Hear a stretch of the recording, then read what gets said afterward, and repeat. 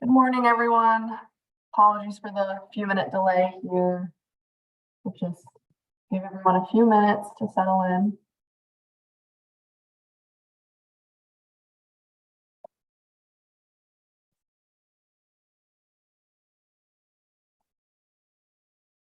Okay, well, we'll get started. Thank you for joining us today for a multidisciplinary response to sexual abuse, understanding and addressing the needs of sexual abuse survivors with a disability. We are thrilled to have Melissa Loth, Tiffany Goffer-Fitz, and Patty Quatieri from the Massachusetts Disabled Persons Protection Commission here to present this training. My name is Amanda Miller. My pronouns are she, her, and I am the digital media coordinator here. I'm just going to go over some logistics quickly before passing it over to our presenters. This is a Zoom webinar, so you cannot be seen or heard as audience members, but you can see the presenters, ASL interpreters, and presentation. If you have questions during the presentation, please use the Q&A function to ask them. Questions will be answered at the end of the presentation. We do have ASL interpretation and CART captioning available during today's session.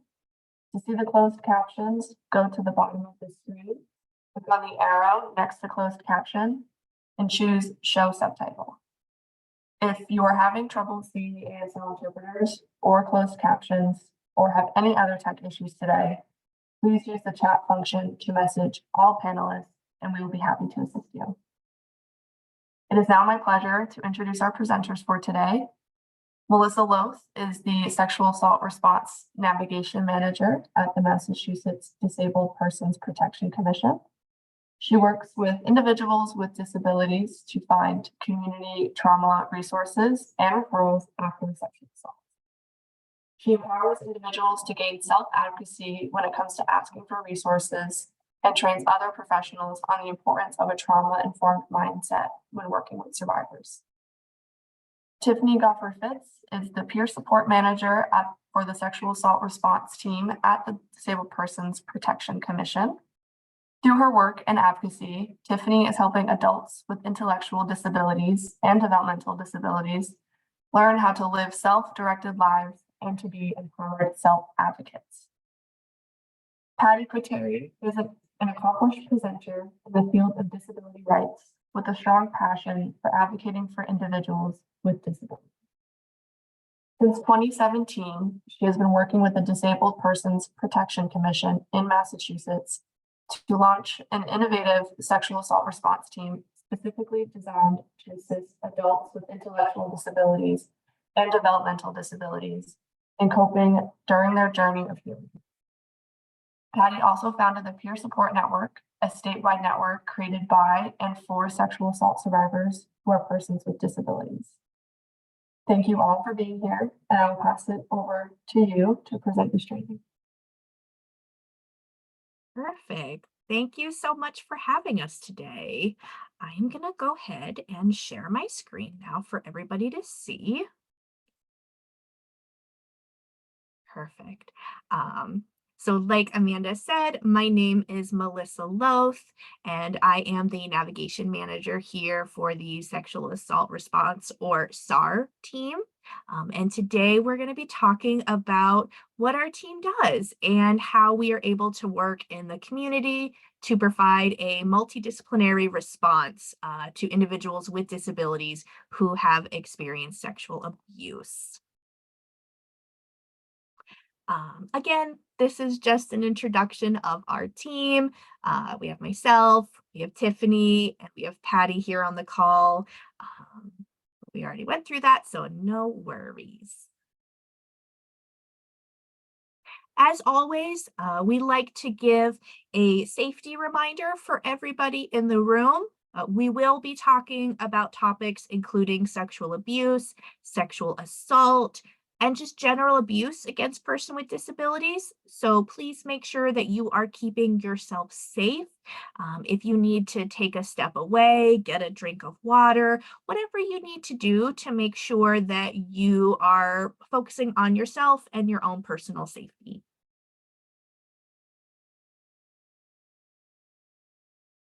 So we do have a couple of learning objectives for today. So we're going to go through all of them. We do have 5. So the first learning objective that we have is we're going to be introducing you to the Disabled Persons Protection Commission, or DPPC, to talk about kind of what we do in terms of investigating allegations of abuse against persons with disabilities, as well as our recognition and response to trauma service barriers for people with disabilities.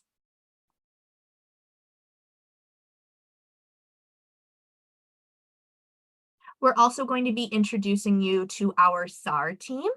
We provide an innovative wraparound service that really helps to address the specific trauma needs for people with disabilities, as well as we'll go over the 4 main components of our team, including our navigation, our peer support, our clinical matching services, and our advisory council.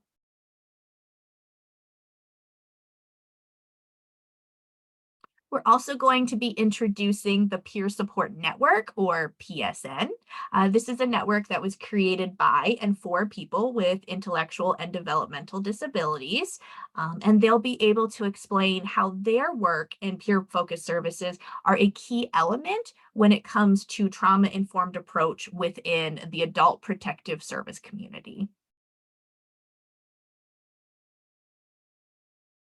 We're also going to be introducing you to all of the partnerships that we have created in our community, including but not limited to the Sexual Assault Nurse Examiner, or SANE program, our rape crisis centers, and victims of violent crime compensation, and how our team has been able to reduce barriers when accessing these services.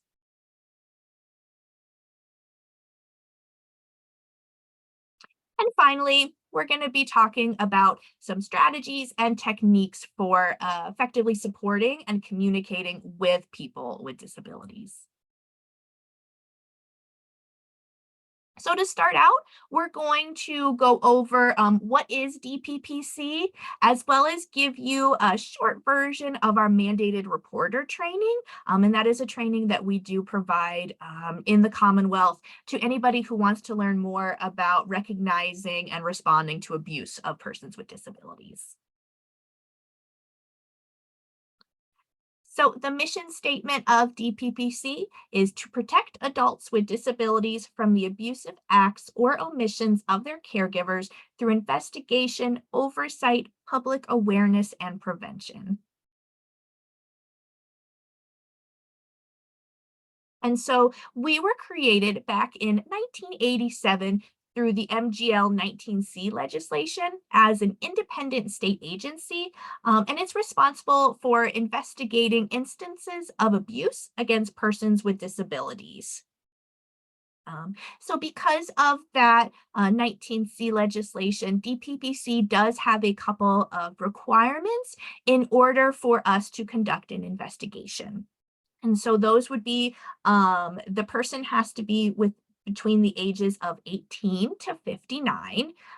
Anytime that we get a call that is for someone under 18, we will screen that out to the Department of Children and Family, or DCF.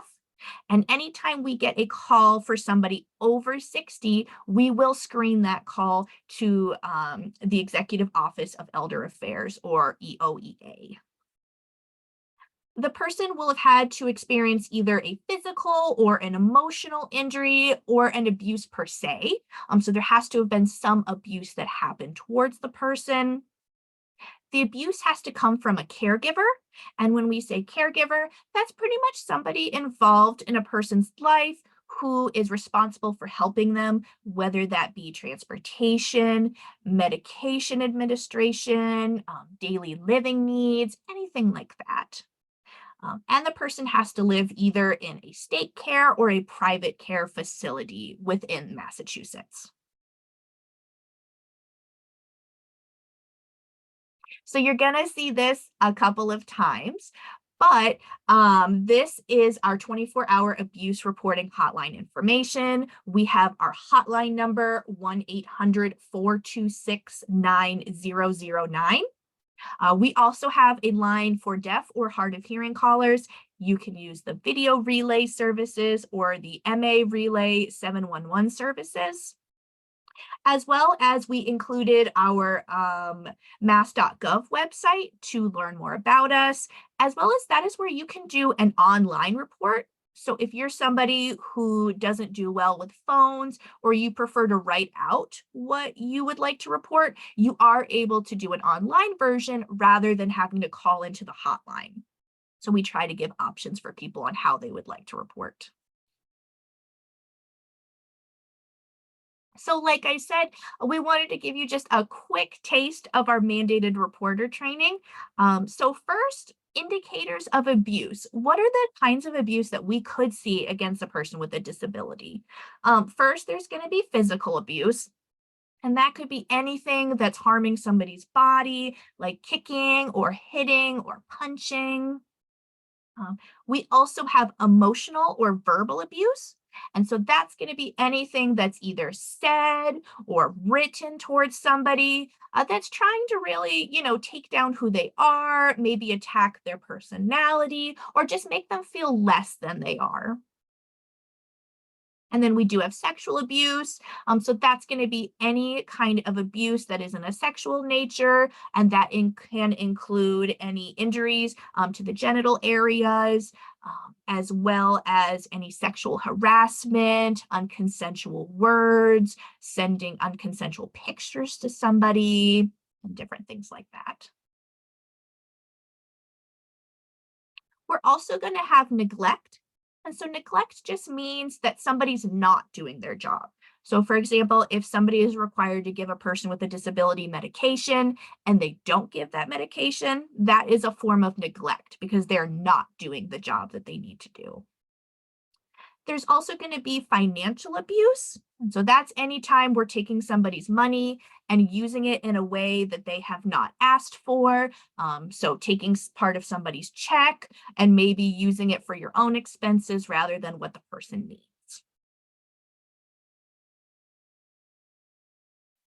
And so these are just a couple of signs to watch out for if you're ever working with somebody. If you ever notice that there is trouble sleeping, maybe a huge change in mood or behavior to somebody, they're starting to fear the people around them, they're wanting to isolate, be by themselves, they no longer want to go outside, or they no longer trust the people that they live with, that could be a sign that there might be abuse happening for somebody. And we also wanted to include the violence at home hand signal. So this is something to look out for if you're ever in the community and somebody does this sign for you. It could be their way of telling you that I'm being abused in the safest way possible. So in order to do that, you're going to be putting your thumb onto your palm like this, and then you're going to put your 4 fingers over like this. And so that is a way that somebody can tell you, help, I need help.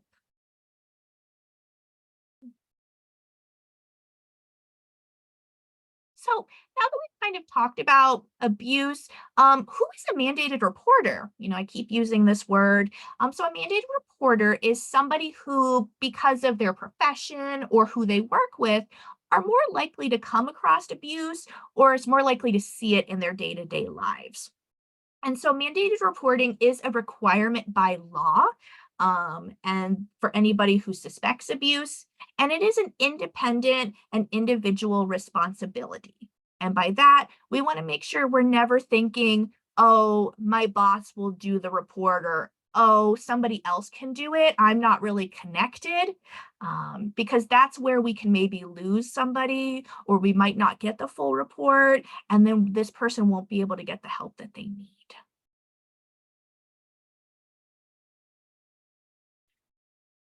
So this is just a couple of examples of who could be considered a mandated reporter. So we have anybody in the medical field, as well as therapists or social workers. We have police officers and teachers. We have support providers. So this is anybody who is working with a person with a disability. So for example, somebody who works in a day program or a group home or something like that. We're also going to have people who are certain state employees. So anybody who is employed through the Executive Office for Health and Human Services is considered a mandated reporter. So for example, we are a subsect of that. And so that is why our team is considered mandated reporters, as well as just anybody who's a designated employee within their company. So if you're ever not sure, you can always go to your supervisor or your HR team and ask if you are considered a mandated reporter in your field. So there's a couple reasons why mandated reporting could be hard for somebody. A lot of the times we may know the abuser personally. They may be our coworker, or we may say, "Well, they don't seem like somebody who would be an abuser. That just doesn't add up." We might also not know all the facts, or we might be afraid, well, what if I'm wrong? What if I make this report and I just didn't understand the situation? There's also the fear of retaliation and the code of silence culture. And so that really goes to this idea of we don't disrupt things, we don't say what's happening, we just keep our heads down and keep going. And then we just might not know what happens after the report is made.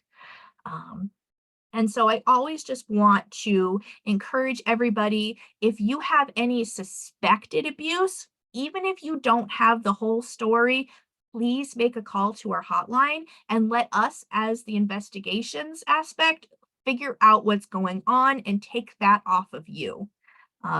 We also do help protect people against retaliation. So if you feel that you made a report and now you're losing hours, or your team is treating you very differently, you can call back in and let us know that you are facing retaliation because of making that report, and we can help you out in that situation as well. There might also be some reasons a person with a disability might be afraid to give a report themselves. They might not know if they can trust the people they want to talk to. And along with that, they might not think that they're going to be believed. A lot of times, people with disability might be told, "I don't think you're understanding that," or "maybe you don't really know what's happening." And so they might not think that they're going to be trusted. And so why bother even saying something if they're not going to be believed? There's also going to be that fear of retaliation. So again, somebody might be afraid to say something because they're afraid that their staff is going to maybe treat them differently, or they won't get access to the community as much. There's also going to be safety issues. They might live with their abuser, and if they say something, they could be putting themselves in harm, and they could experience worse abuse because they said something rather than not saying anything and just getting, a milder form of abuse in their minds.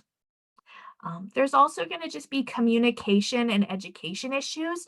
The person might not be able to speak, and they might use ASL, but the people around them might not understand ASL.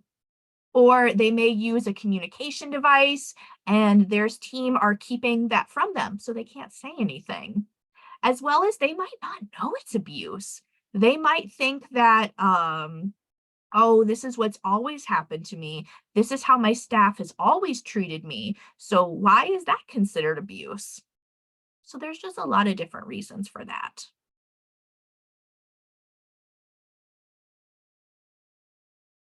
So I did mention this in the beginning, but we do offer free monthly mandated reporter trainings around these issues. Like I said, this was a very brief version of this training that we do. So if you are interested in learning more about mandated reporting, you can go to our Eventbrite website and you can look up our team, the Disabled Persons Protection Commission, and you can sign up for these free trainings to learn more. And like I said, this is again our hotline information, our website, and our deaf and hard of hearing callers line in case anybody needed it again.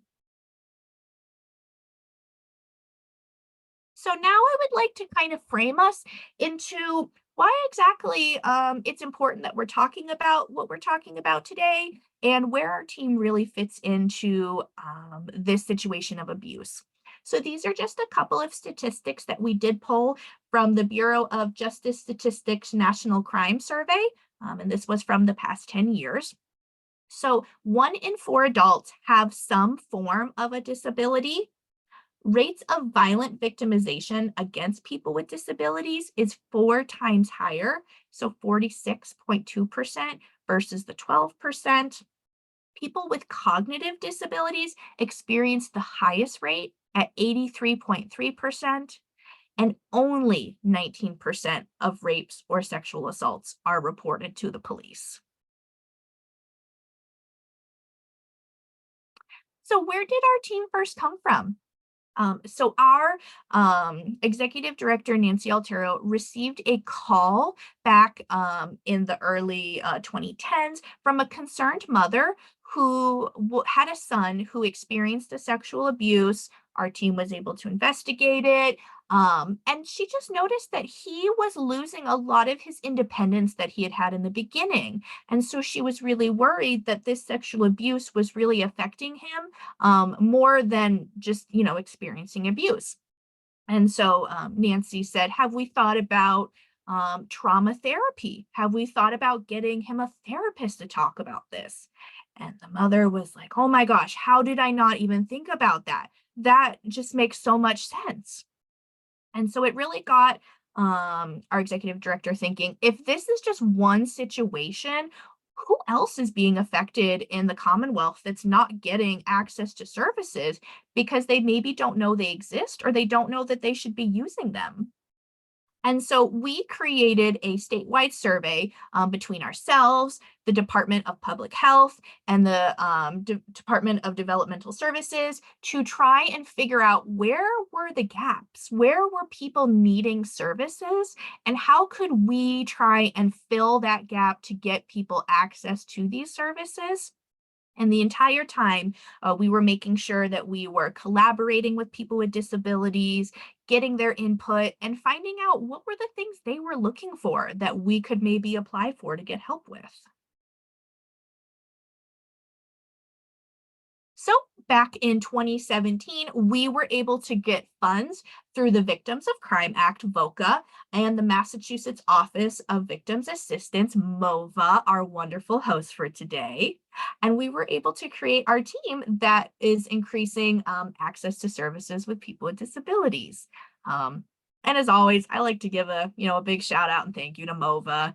They really were the ones that kind of helped to start us on this journey. And they continue to be a great funder and grant supporter for us. So we are just so grateful that we were able to be creative because of them and that they have invited us today to talk. So our team, who are we? We have these 4 main sections. We have our 5 regional navigators, our 3 peer support leaders, and 2 support specialists. We have our SAR Advisory Council, and we have our interface clinical matching services. So our team provides both statewide and regional services for everyone. These are just a couple examples of our statewide services that we have, including individual support and advocacy, provider consultations, statewide collaborations, and just including access to the different trauma services across the state. So this is a picture of the map of Massachusetts, as well as all of our navigators and our peer support leaders who are spread out throughout the state. Like I said, we broke our services into 5 regions. And the reason that we wanted to do that is we wanted to make sure that people were getting services that were local to them and that would be effective for what they needed. So we're not asking somebody who lives in Worcester to drive all the way to Boston to get a service when we could find one right in their local community. And I always like to highlight that our Central West navigator, Jackie, is bilingual in Spanish. And so anybody who comes through our hotline who is Spanish speaking can get those services in the language that they choose. And we don't have to go through a secondary interpreter service for that. So for our navigation team, when we're working with survivors, we're going to be introducing ourselves to them, explaining what SAR is, how they can access the services, and just providing them just information and accessibility to connections. Something that we are really proud of is the idea of warm referrals. And so that goes back to this idea of, if I'm giving somebody a referral to a service, I already know the service is accessible to them. I already know that they have the ability to serve whatever kind of disability they may have, as well as we are making sure that they have a name to the person. So I'm saying, hey, I'm taking you to this rape crisis center, and the advocate you're going to talk to is Jen. How would you like to meet them? Do you want to meet face to face? Do you want to do a Zoom call? Would you like a phone call? Would you like us in the room, or do you want to do it by yourself? And by offering all of these options, it's really giving the person the ability to make a choice for themselves and take control of their own path to healing, rather than me kind of saying, this is what I think is the best. And then, of course, down here at the bottom is all of us navigators together. This was the presentation that we did this past year at NAPSA in Boston. And it's a great photo of all of us, so I always like showing it off. We're also going to be doing a lot of navigation with our providers in the community. And so that's going to really look like providing education, talking about what we're doing in the field, as well as, again, making sure that everything is accessible, finding new services that we can connect people to, and always trying to do research on what is a new accessibility we can get somebody, what is a new field that we maybe don't have a lot of research in, and getting them connected to those services. So for all of our services, we are free of charge. There is no cost to working with us. And everything is based on a survivor's choice. So again, I talked about, I'm going to give people the options. So I'm going to say we work with this group, and this group. And then the person gets the choice to say, I really want to work with this person right now. And then that's who we go with. And along those lines, we don't have timelines for when somebody needs to talk to us or work with us. So if somebody needs a couple days to really process what they're thinking, that's amazing. If somebody needs to wait a year before they feel comfortable, absolutely.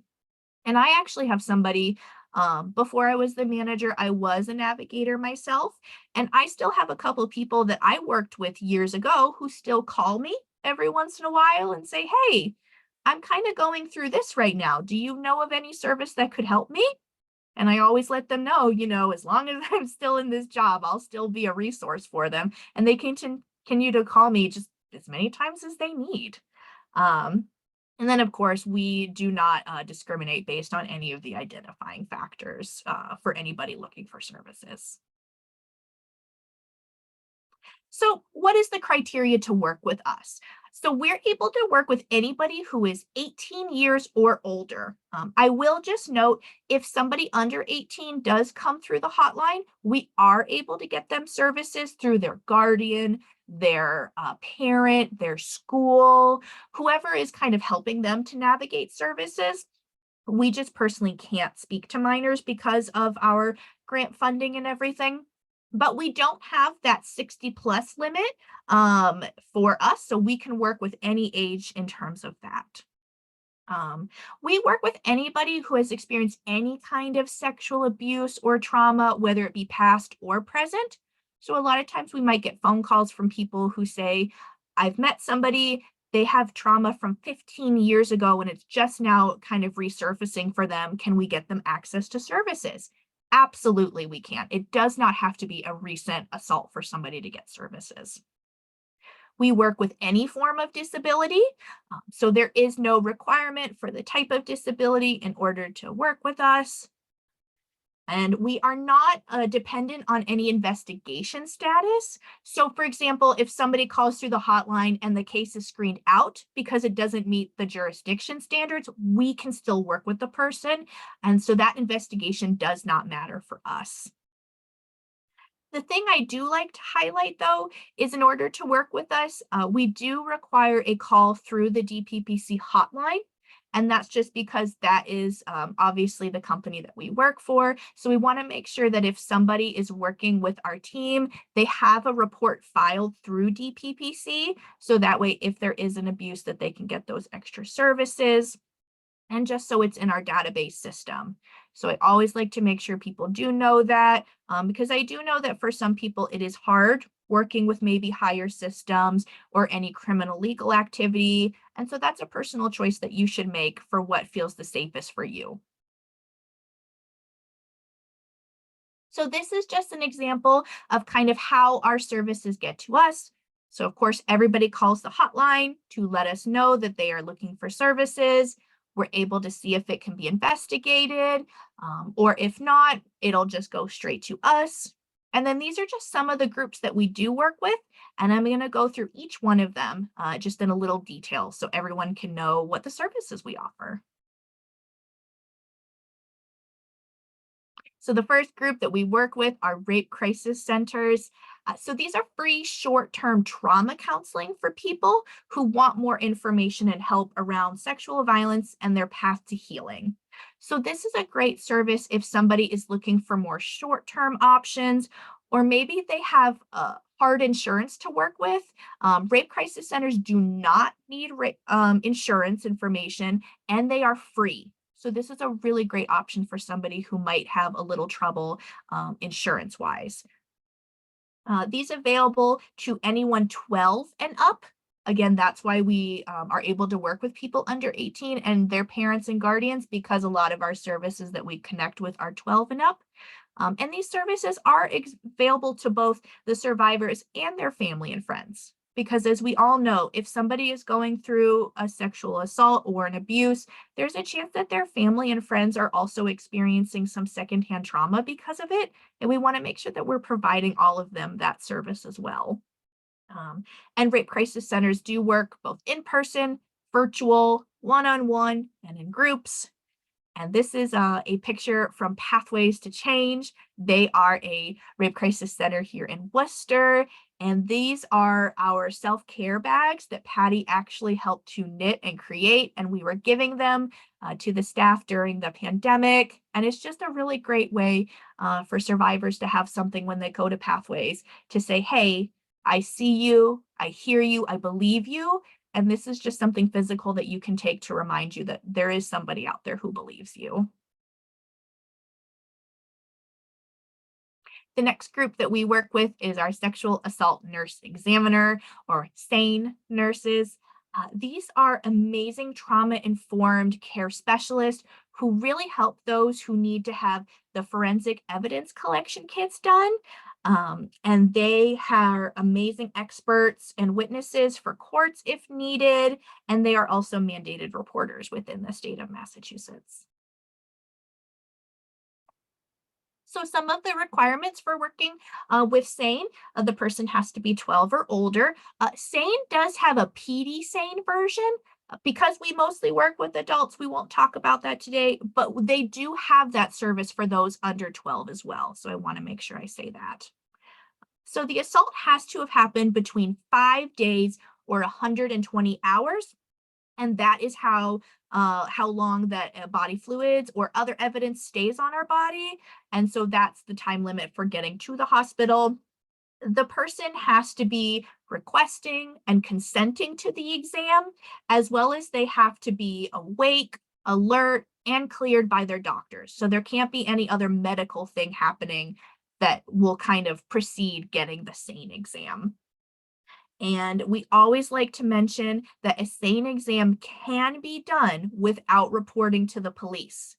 Again, I know people have a complicated relationship with police officers sometimes, and we wanted to make sure that this was an accessible service. So if somebody chooses, they can get a SANE exam done, and they will have the kit held at their local police station where the assault happened for up to 15 years.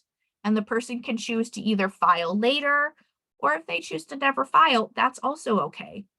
So again, giving people the choices for what fits them the best. And an exciting announcement from SANE is they are continuing to open more SANE sites within hospitals around Massachusetts. Their goal is to be in 88% of all Massachusetts hospitals. And so by the end of June, they're going to be opening 12 new sites. And then by the end of 2025, they're going to be opening 10 more. So this is a very exciting thing. They are expanding. So please go to the SANE website through the mass.gov, and they have a full list of every hospital that has a SANE site, and they will be continuously updating that list once the new hospitals are added. So continue to look for that for more information. We're also going to be working with the Victims of Violent Crime Assistance, or some people might know it as victims compensation. So this is where somebody can go if they're looking to get some kind of monetary help after a victimization. And so that can include medical or clinical needs, lost wages, or any other kind of expense that's due to a crime. And in order to access them, the application has to have been put in within 3 years of the crime occurring.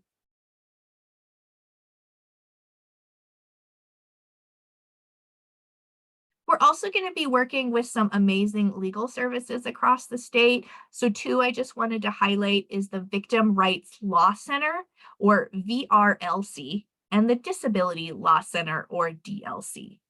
So the Victim Rights Law Center is going to be working with sexual assault victims for civil legal issues, and the Disability Law Center works with residents of Massachusetts with disabilities who are needing services. And these lawyers are all amazing because they help a lot of our individuals to get access to restraining orders, to navigate the court system, to understand all of the complicated paperwork, and just to be there with them in the courtroom, to have somebody stand by you and say, I'm here with this person. I believe this person. So again, it's just another great representation of acceptance. We're also going to be working with a group called Ability Impact, another great MOVA funded organization. And so they help to provide one-on-one and group trainings around healthy relationships, boundary skills, and sexual health to people. They work throughout the whole state and in schools, group homes, and other places where people with disabilities can live. And we've actually partnered with them to create a group that provides services for people who want to learn about this information. And everyone in the group who meets weekly is a sexual assault survivor. So it's a very safe space for them to be.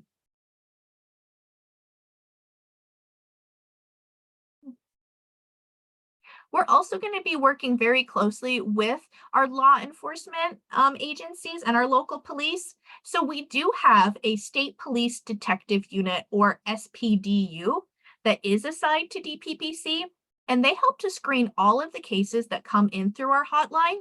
And if any case has any criminal activity, they're able to send it directly to the local DA office connected.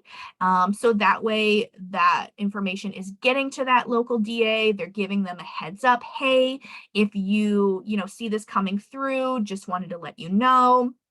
As well as they help to provide a lot of education in the community to other police officers about what it means to work with people with disabilities, what it means to work with trauma, and how we can better connect with them to create a more safer and inclusive space for them. And then I wanted to highlight the Interface Referral Service at William James College. This is an amazing group that we work with that helps to get connections to mental health professionals who are trauma informed throughout the state.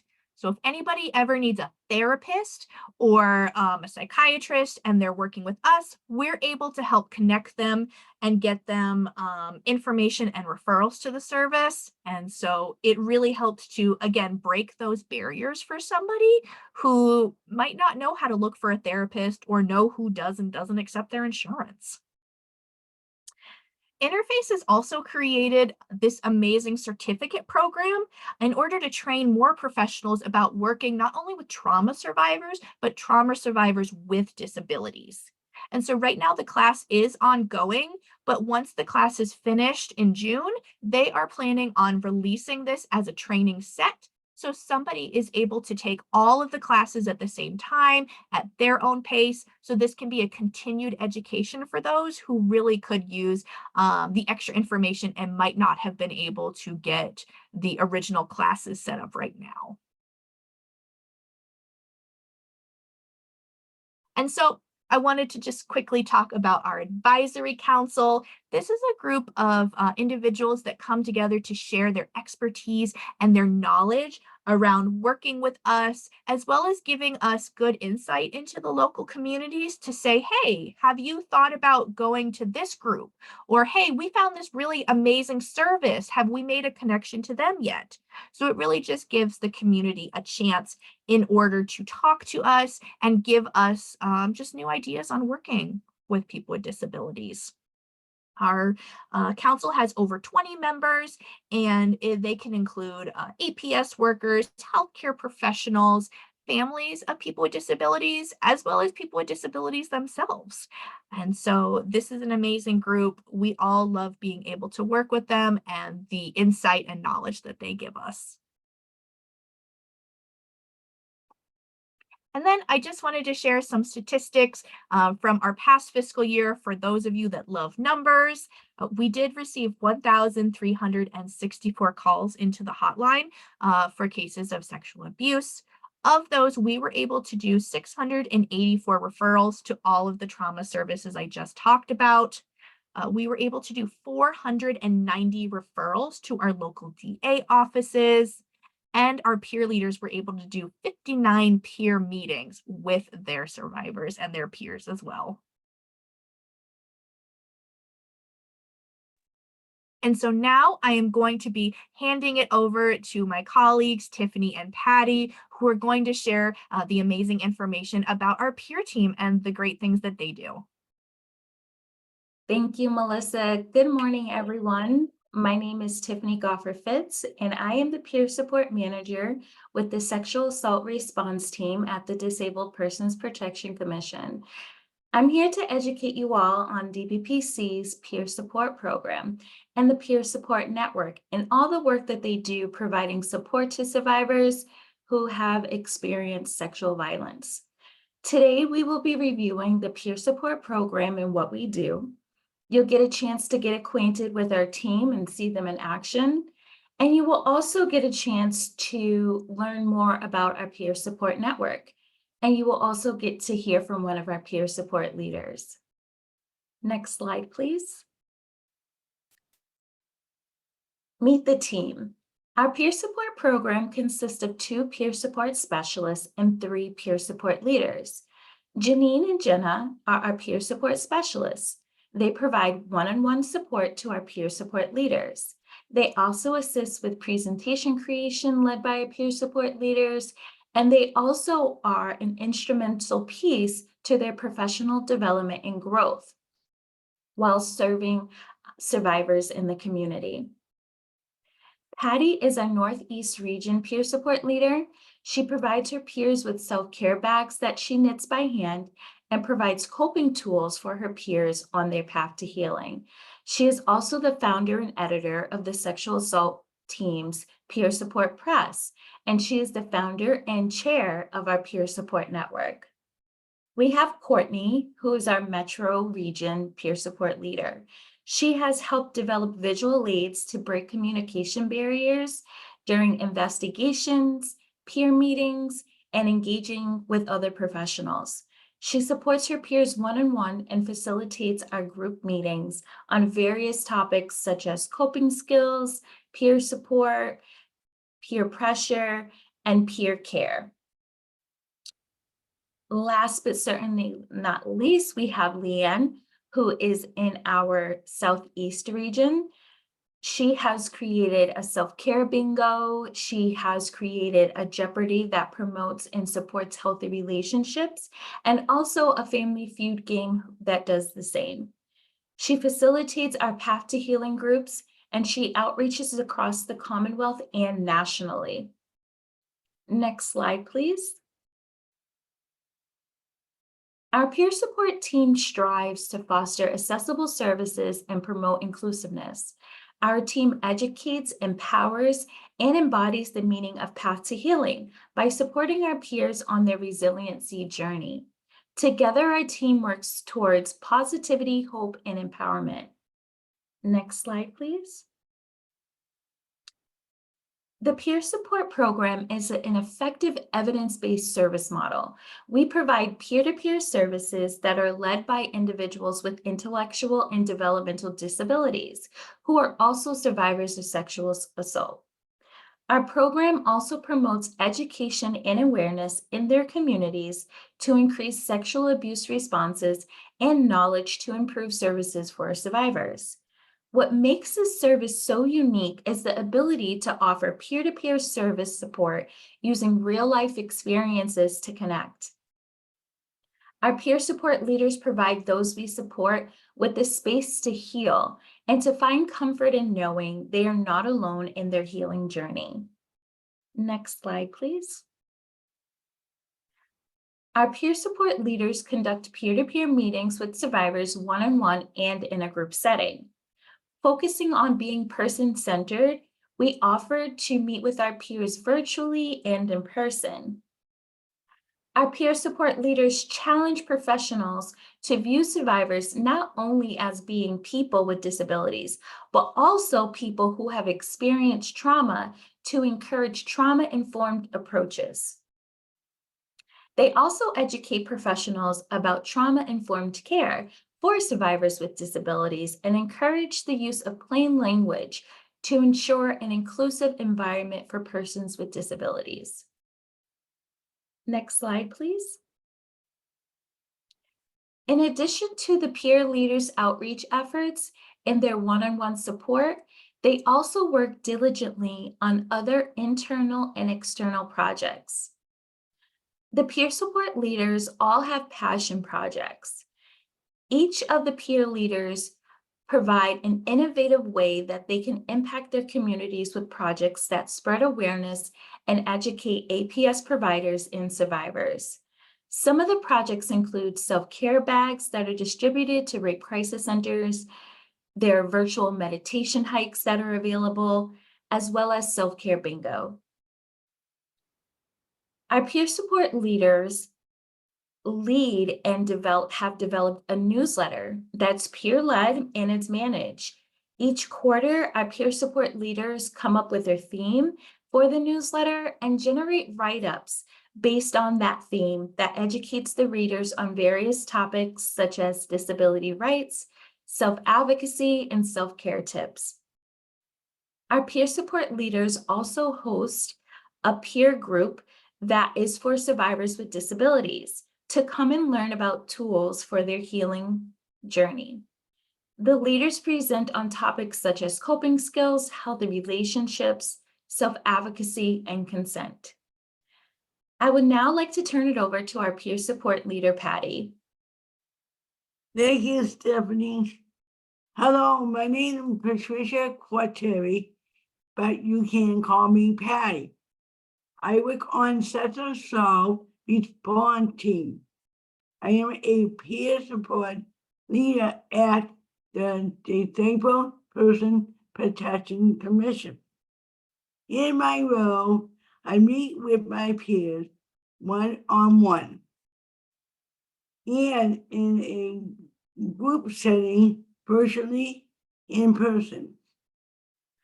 I am a peer support leader. I share my survivor story at events in Massachusetts and across the U.S. I do this to spread awareness about sexual assault.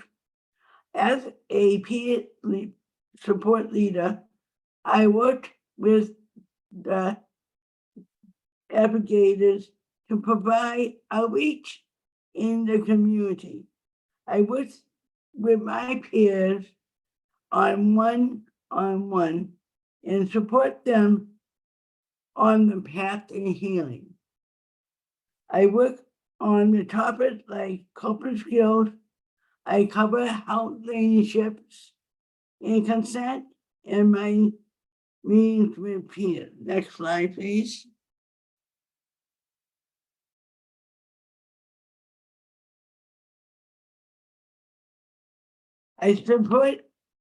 Supporting other survivors is my calling because I share the same experience. Next slide, please.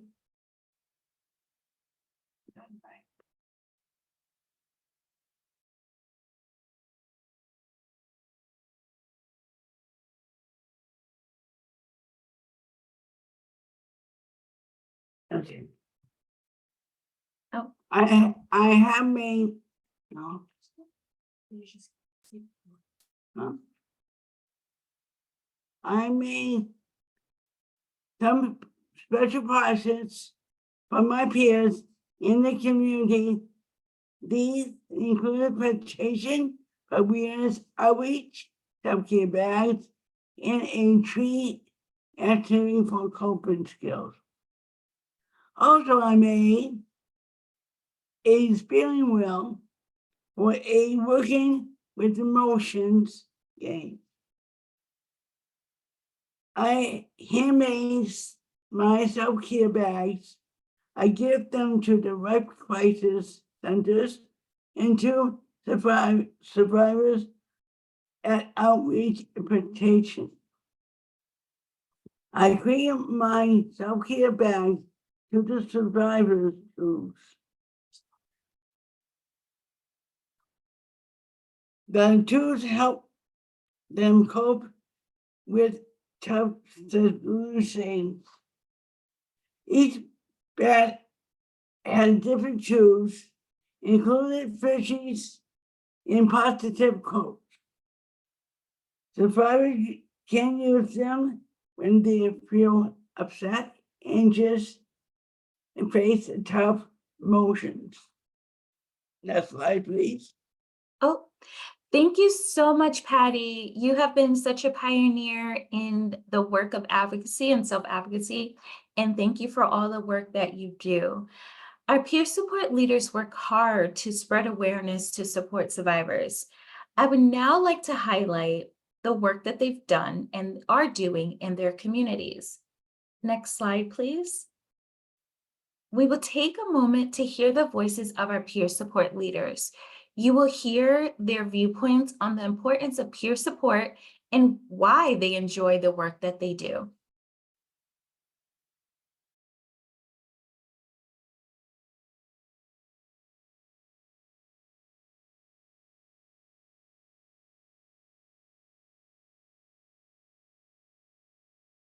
It seems the video does not want to load, so I'm going to be going to YouTube to load it up for everybody. I do apologize for that, but it'll be up in just one moment.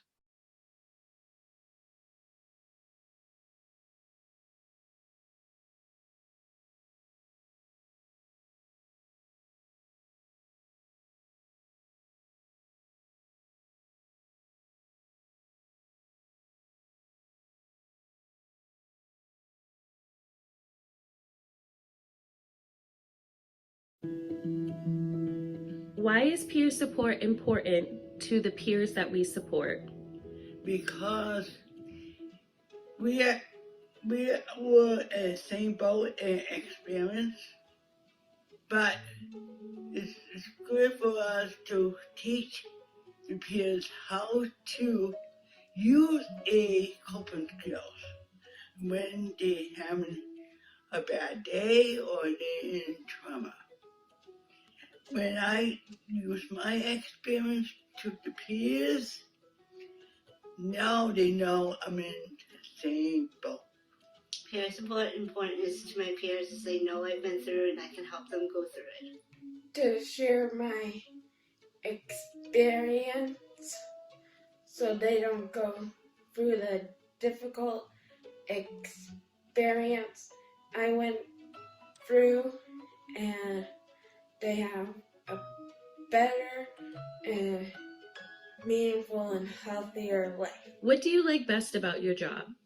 My job, I like to do outreach and teach professionals how to do a trauma-informed approach on people with disability and make the professional learn, make their life better, to make it easy to working with people with disabilities. Also, the thing I love about my job is being with my coworkers and helping other survivors. I like to see my peers smile, and we do presentations.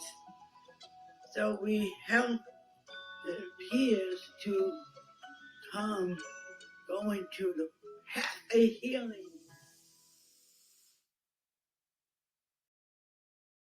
As you all saw, our peer support leaders value their work and they strive to provide adequate services based on their firsthand experiences. Next slide, please.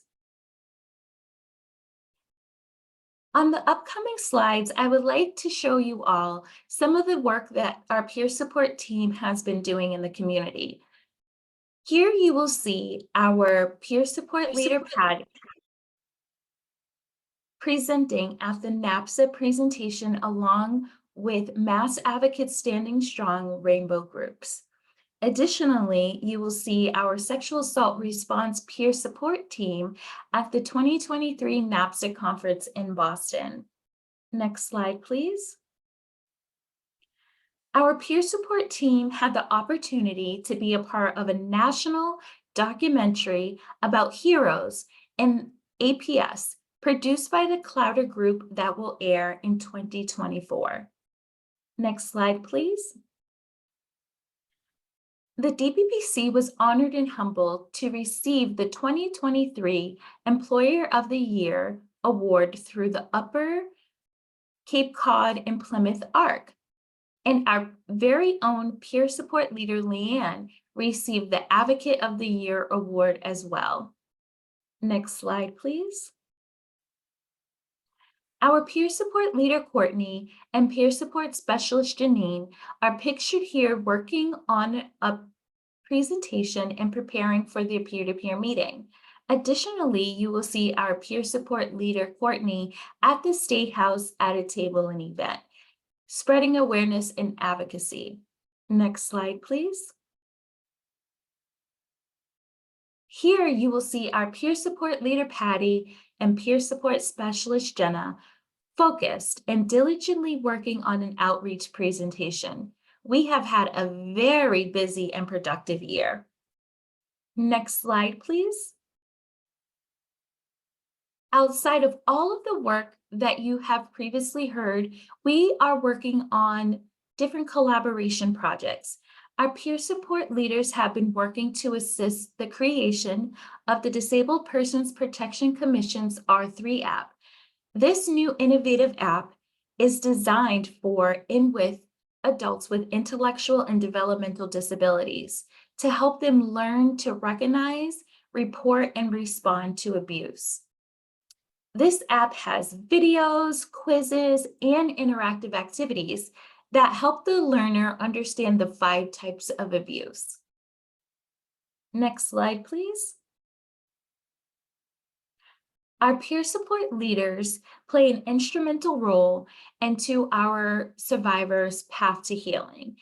We offer a group that's made for and led by survivors with intellectual and developmental disabilities. The primary focus of our Path to Healing groups is to provide survivors with essential skills that are crucial for the healing process. These skills include coping skills, which help individuals navigate the emotional challenges that often arise after experiencing sexual assault.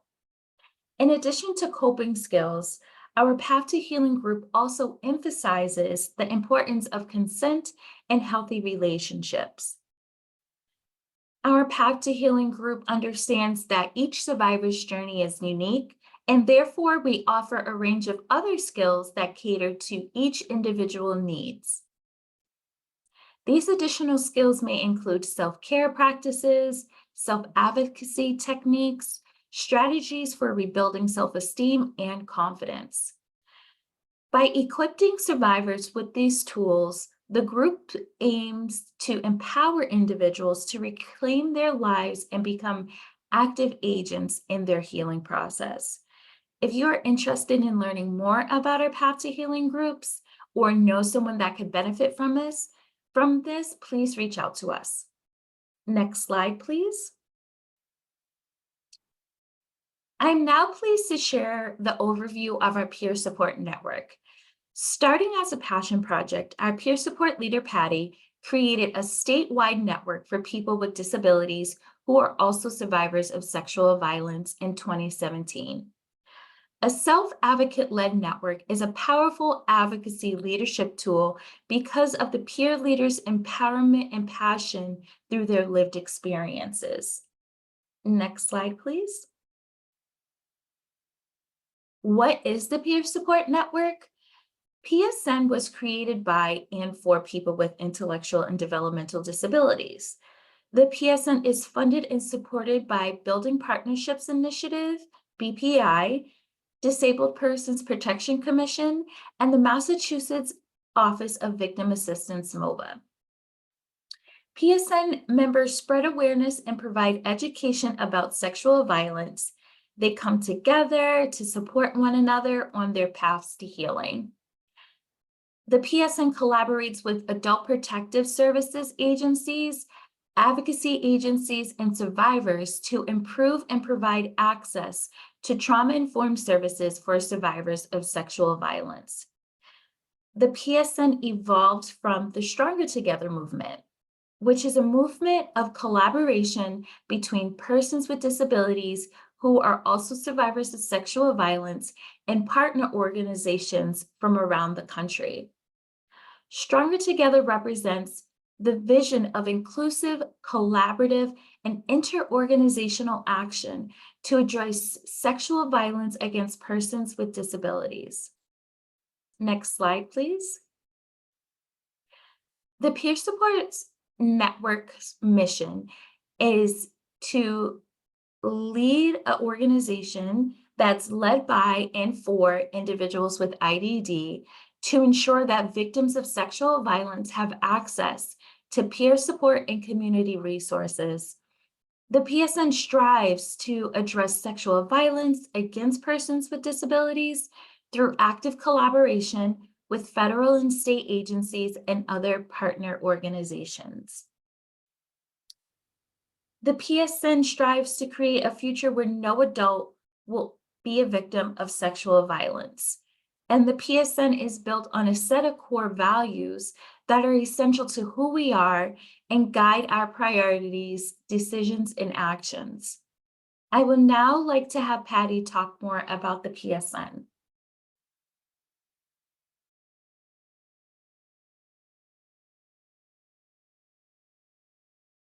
I created PSN to help APS providers, community partners, and survivors.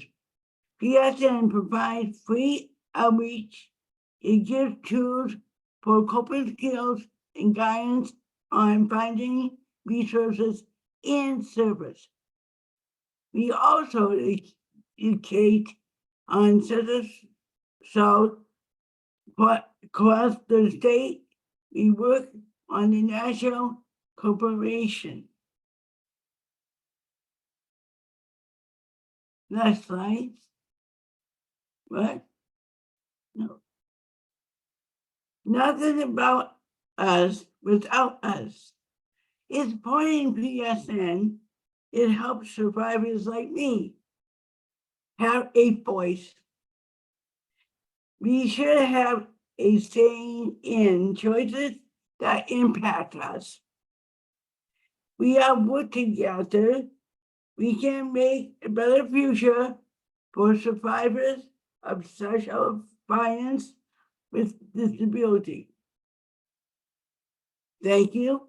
Listen for all and learning about PSN. Thank you, Patty, again. The DPPC's peer support program and peer support network stands by and represents the motto, nothing about us without us. As APS workers, we should work alongside persons with disabilities and amplify their voices.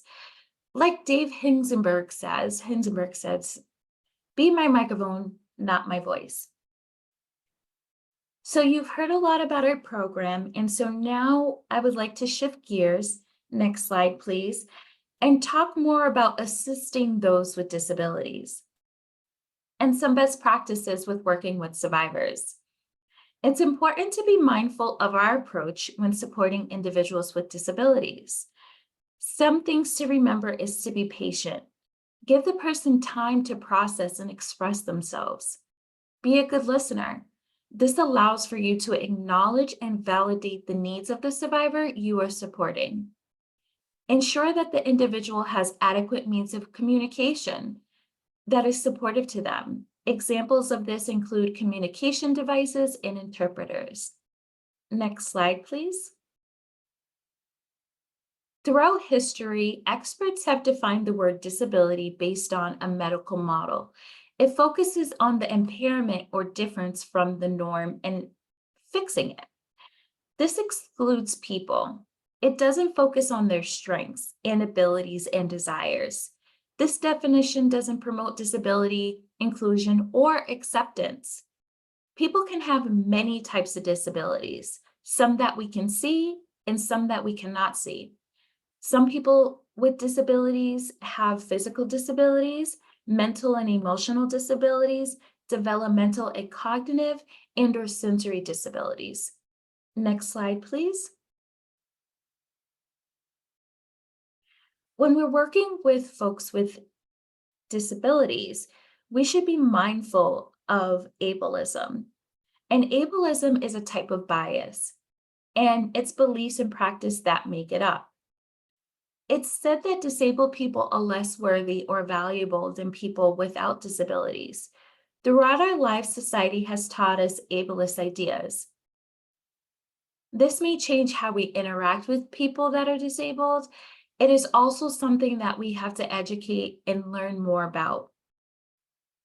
For example, it can be ableist to assume that a person with a disability cannot make their own choices or they cannot do things on their own. Next slide, please. With understanding that people have a variety, a range of disabilities, I would like to highlight some of the disabilities that some folks may have. A physical disability is defined as a limitation on a person's physical functioning, mobility, dexterity, and/or stamina that has substantial and long-term negative effects on a person's ability to do normal day-to-day activities. Next slide, please. A person may have a cognitive or an intellectual disability. Intellectual disabilities refer to the neurodevelopmental conditions that affect functionality in two areas: cognitive functioning, such as learning, problem solving, and judgment, and adaptive functioning, such as activities of daily life, whether it's communication skills and social participation. Next slide, please. Individuals may also have a sensory disability. A sensory disability can involve any of the five senses. For educational purposes, it generally refers to a disability that relates to hearing, vision, both. Some sensory disabilities affect access to visual and auditory information. Common sensory impairments include deafness, hearing loss, blindness, and low vision. Other sensory difficulties, such as severe sensory processing and reduced awareness, can also impact on a person and can cause impairment in everyday functioning. Next slide, please. Someone can also have a mental disability. A mental disability is a cognitive or psychological condition that limits a major life activity in some way or requires special services. Mental disabilities can be caused by biological factors, environmental factors, or substance abuse or brain trauma. Next slide, please. Now that we have reviewed different types of disabilities, I wanted to take a deeper look into using person-first language. It's important for us to use language that an individual prefers. Some people like a person-first language, for example, a person with a disability, and others like identity-first language. For example, if someone refers to themselves as autistic, they may prefer something different than someone who is disabled. Not everybody has the same preferences, so it's important to ask what the preference of someone is when you're providing support. Next slide, please. Here are some examples of first-person language or person-first language. In a world filled with uniqueness and diversity, the language we use plays a crucial role in shaping our perceptions and attitudes towards others. When it comes to disability, the choice of words can either empower or marginalize individuals with disabilities. By using person-first language, such as a person with a disability, we acknowledge the individual first and foremost, and we're emphasizing their humanity over their conditions. Next slide, please. This is a video from ODR working with people with disabilities that we would like to share with you all today. So in the interest of time, because we did end up having to start late, we won't be sharing the videos. However, because MOVA is going to be giving all of you access to this PowerPoint as well as some of our resources, I will be tagging both of these videos that are on YouTube so you can have the chance to view them in your own time. We just wanted to make sure we leave space for questions at the end. So this video and the next video we won't be showing, but you will have access to them after this training. Thank you, Melissa. So we're going to just go to the next slide, and we're just going to touch upon unity, power, and privilege. We all have many identities that make up who we are, such as gender, race, age, religion, and ability. All of these identities shape our experiences. Some people have unfair advantages, and it can be between individuals within systems like hospitals, schools, or providers, and unequal power sharing refers to this situation. People can face biases or discrimination, and it can be based on different aspects of their identity. Next slide, please. As we're coming close and being mindful and respectful of time, I just wanted to provide some key components about trauma-informed care. We're not going to review the video as Melissa indicated, so we'll skip that slide. But this is a quote that embodies what our team believes in. Trauma-informed care is about choices. It's about giving the person as much control as possible. Supporting sexual assault victims with disabilities requires a trauma-informed and a sensitive approach that takes account their unique needs and challenges. Here are some ways that you can support a sexual assault survivor with disabilities. Believe and validate their experiences. It's important to believe and validate the experiences, to show empathy and to show support without judgment. Ensure safety and confidentiality. Create a safe and confidential environment for victims to disclose their experience. Respect their privacy. Provide accessible services. Make sure your support services and information are accessible to individuals of different types of abilities. And this may include providing communication support, physical accessibility, and accommodations as needed. Offer emotional support. Be supportive and compassionate for the presence of the victim. Listen actively. Connect them with resources is important, and respecting their autonomy and choices. They should be involved in the decision-making process and allow them to make informed decisions about their own healing journey. Advocate for their rights, making sure that you educate yourself and others about the intersection of sexual assault and disabilities. Raise awareness and promote understanding of all the unique challenges faced by this population. By providing sensitive, inclusive, and empowering environments and support, you can help sexual assault victims with disabilities navigate their healing journey and access the resources that they need to recover and thrive. Next slide, please. Here are some examples of what you can say. Would you be okay to? Do you want to? Is it okay if? Asking these questions fosters a safe and trusting environment for the survivor. Next slide, please. Just some quick principles of trauma-informed care. There's 6 that we should be mindful of. So ensuring that, again, providing safety, trustworthiness, providing peer support, much like the service that we provide and have discussed today. And also to collaboration and providing mutual respect, ensuring that the survivor is at the forefront of your service planning and making sure that they are collaborating with a multidisciplinary approach in order to receive the services that they need, and also to empowering their voices. Ensuring that we are empowering them to take back their lives and control of their lives.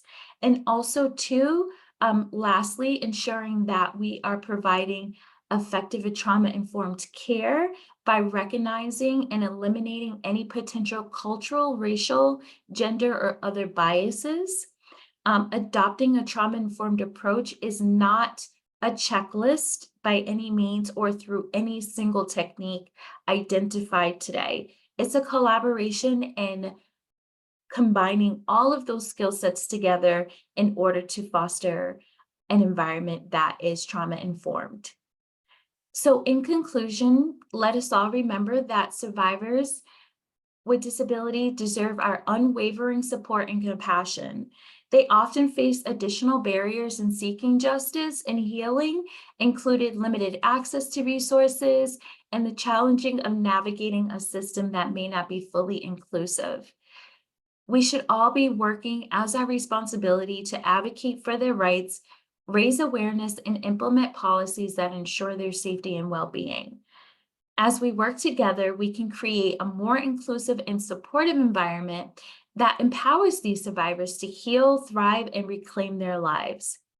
We will now love to open it up for questions, and thank you all so much for providing us the space to share this information with you today. I just want to pop in and thank Melissa, Tiffany, and Patty for taking the time to present today. I know we only have a few minutes left, but if folks have questions, please feel free to use the Q&A function at the bottom of the Zoom screen, and we can forward those questions to our presenters today.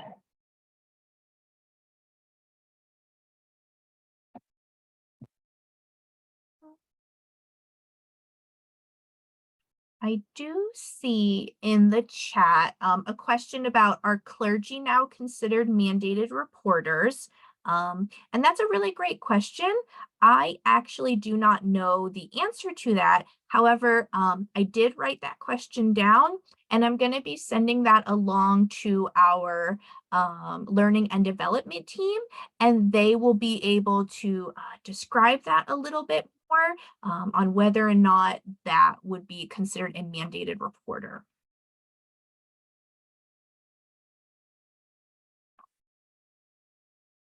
Helen in the chat says, hi, my organization is the Birch House for Incest and Childhood Sexual Abuse Survivors. How do we begin to partner with those with disabilities? Absolutely. So in terms of partnering with our group, we provided our emails in the presentation, so you are absolutely more than welcome to give us an email, and we can actually come out to your organization and do a presentation or talk about maybe some of the services that are accessible to your team.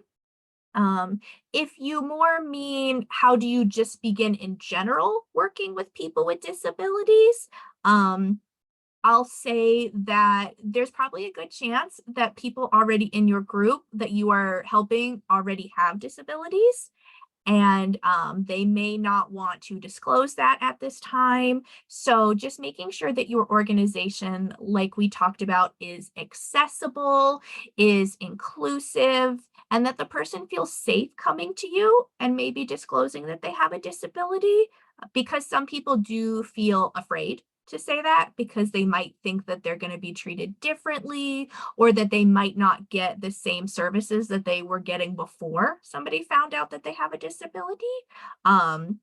So hopefully that answered your question.